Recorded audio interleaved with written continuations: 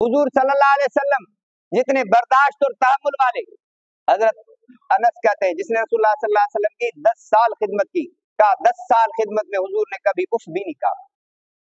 ڈانٹ ڈپٹ تو الگ چیز ہے، مار پیٹ تو الگ چیز ہے. ہمارا خادموں کے ساتھ کیا ہوتا ہے؟ بھائی تشدد کر کے ملازمہ کو مار دیا، تشدد کر کے. بھائی وڈیرے چودھریوں نوابوں خانوں کے پاس ملازم ہوتے ہیں، آپ سوشل میڈیا نہیں دیکھ رہے کیا؟ ہم بھی دیکھ رہے ہیں کہ بھائی یہ بچی فلاں بنگلے میں ملازم تھی، فلاں سید کے حویلی میں تھی، اب اس کا لاش ملا.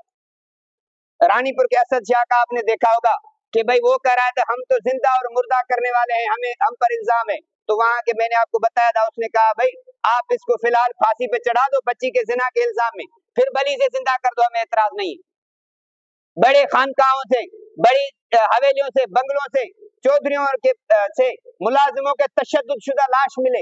حضور کے پاس 10 سال خدمت کی، حضور نے کبھی یہ نہیں کہا کہ یہ کیوں کیا، یہ نہیں کیوں کیا، اس طرح کیوں کیا. ہم تو اپنے بچوں کو بھی ڈانٹ ڈپٹ کرتے ہیں. میں اپنی بات کہوں کہ بھئی میں نے تجھے یہ کہا تھا کیوں نہیں کیا، بچوں کو کہتے ہیں، بیٹی کو کہتے ہیں، لیکن حضور نے اسے نہیں کہا. اس کی والدہ ام سلیم حضور کی بڑی محبت کرنے والی اور خدمت گزار تھی.